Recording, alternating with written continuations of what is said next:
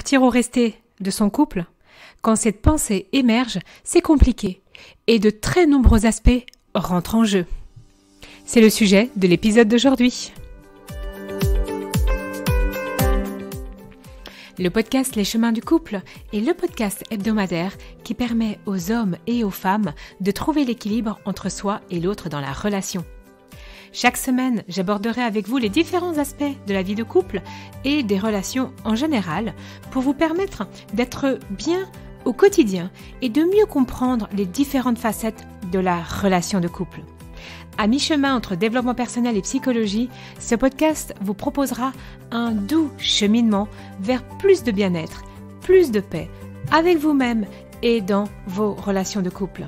Parce que tout est un apprentissage, y compris la relation à soi et aux autres, semaine après semaine, ce podcast sera à vos côtés pour améliorer votre quotidien et être vraiment plus épanoui.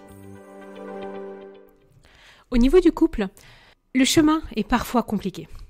On trébuche, les doutes apparaissent, ainsi que les peurs, les blessures, l'incompréhension, les crises, les plaies émotionnelles qui restent ouvertes pendant des jours, voire des semaines, voire des mois, nous amènent souvent, un jour ou l'autre, à se poser la question « dois-je partir ?» Mais il n'y a pas que ça. Les transitions de vie, les changements ainsi que les manque de communication, manque de temps ensemble, manque de partage, manque de sexualité, nous permet aussi d'imaginer, de fantasmer une autre relation possible avec quelqu'un d'autre. Et forcément, vient la question, finalement, est-ce que je l'aime encore ? Est-ce que c'est lui ?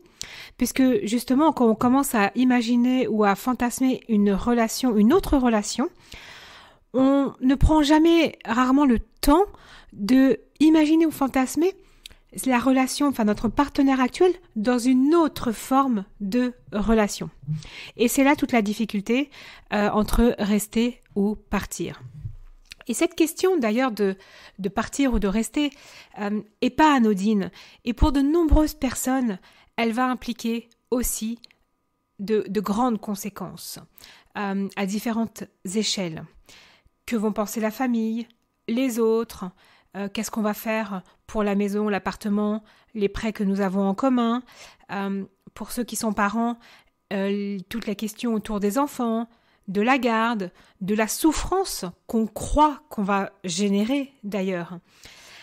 Et tout ça, il ne faut pas oublier que même s'il y a des conséquences réelles dans le physique, c'est-à-dire qu'en effet, il faut peut-être vendre ou quoi que ce soit, il faut aller voir les croyances, tout ce qu'on croit derrière notre décision. Puis, il y a aussi les propres conséquences pour nous-mêmes, parce que même si c'est nous qui quittons une relation, il ne faut pas nier, et c'est souvent le cas, qu'il y a un deuil à faire. Et le deuil, en fait, justement, ce que je m'aperçois beaucoup en accompagnant les personnes en cabinet, c'est que le deuil, en général, on le fait avant même d'annoncer notre choix. Quand on a choisi de quitter la relation, souvent, pour de nombreuses personnes, le deuil a déjà été fait. Et du coup, ça ne laisse pas non plus beaucoup de chance à l'autre partenaire de sauver la relation de couple. C'est pour ça que cette question est vraiment compliquée parce que au-delà de ce deuil, il y a aussi la question, mais si je reste, finalement, je ne suis pas seule. Est-ce que je sais vivre seule ? Est-ce que je vais arriver à vivre seule ? À ne pas voir mes enfants tous les jours ? Est-ce que je ne vais pas avoir peur aussi ? Il y a toujours plein de choses. Et donc, autant il peut y avoir des conséquences pour les autres, autant il y a aussi de profondes conséquences pour soi-même. Et puis une autre question, c'est l'expression un petit peu qu'on a en France, c'est est-ce que l'herbe n'est pas plus verte ailleurs, alors qu'en fait, pas du tout. Et donc, de nouveau, on en revient sur l'idée de fantasmer ou d'idéaliser aussi une relation.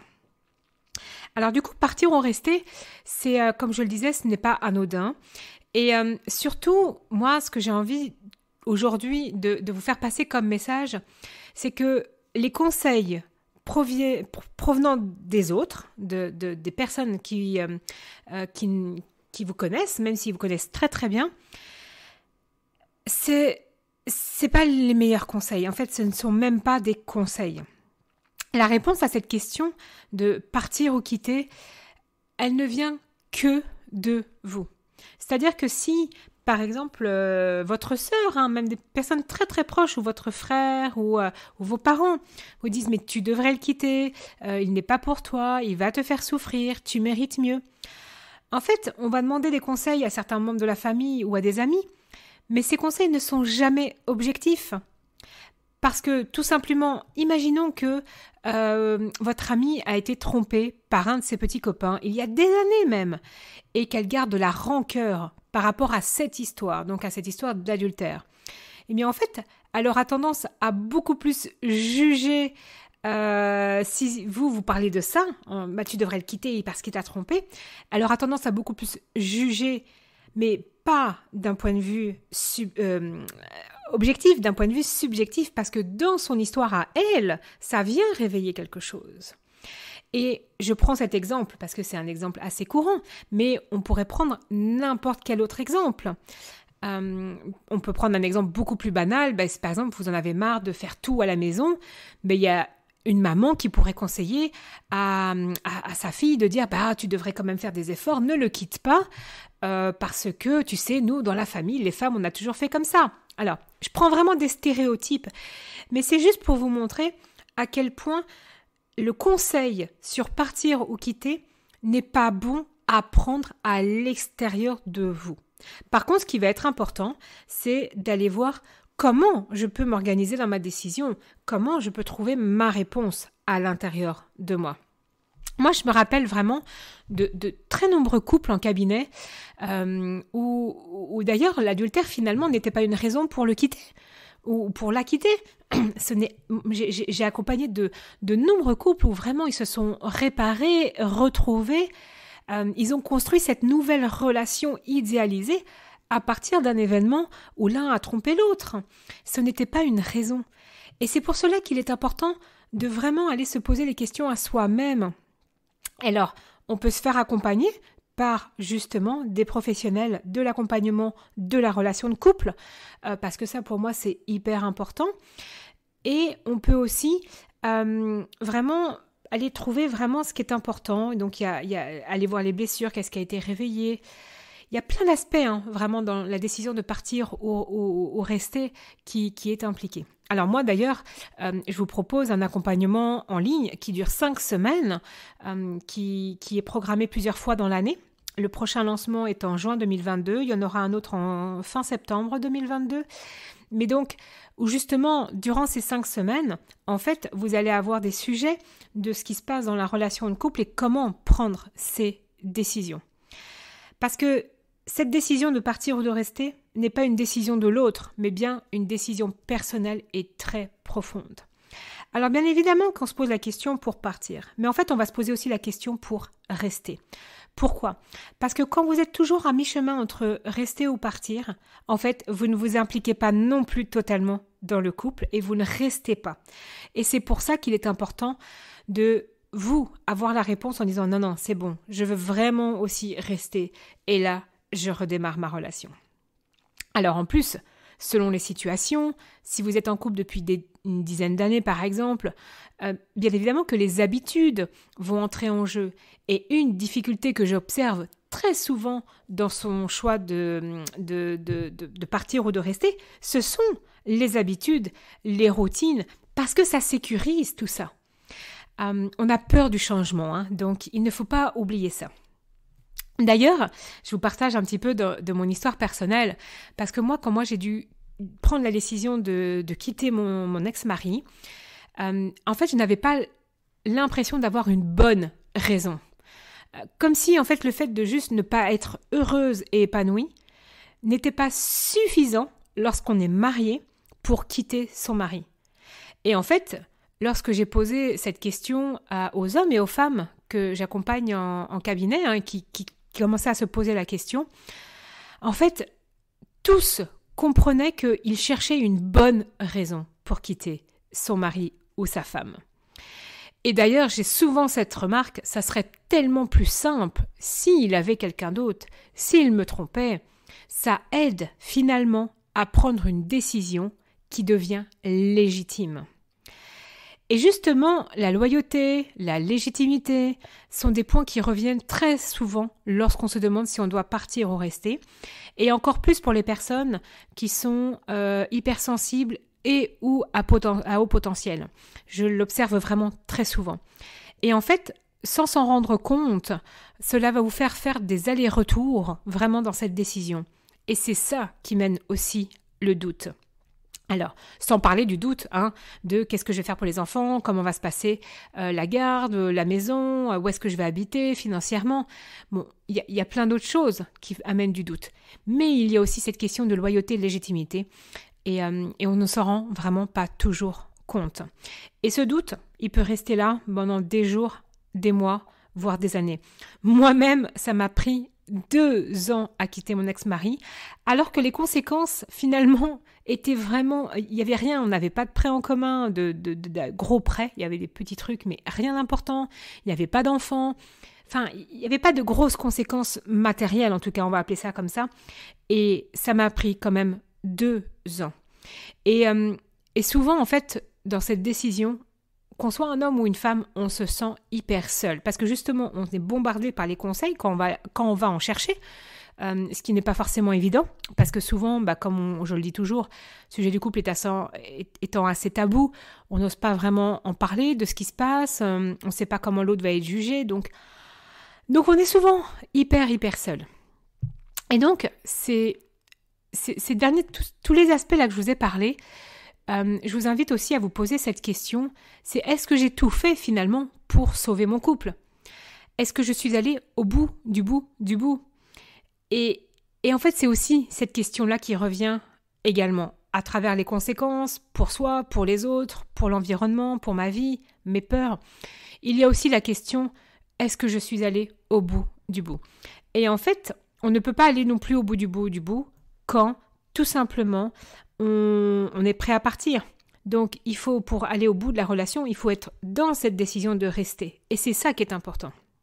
Dans l'accompagnement que je vous propose, moi, je vous invite vraiment à faire le point justement sur les manquements de l'histoire de couple. Parce que ça soit au niveau des langages de l'amour, comme vous l'avez déjà vu, le langage des excuses, j'en ai parlé, les niveaux de communication, l'intimité. En fait, on n'a pas toujours tous les mêmes grilles de lecture. Et il est très difficile d'ailleurs de savoir si nous sommes allés au bout de tout ça et au bout de la relation.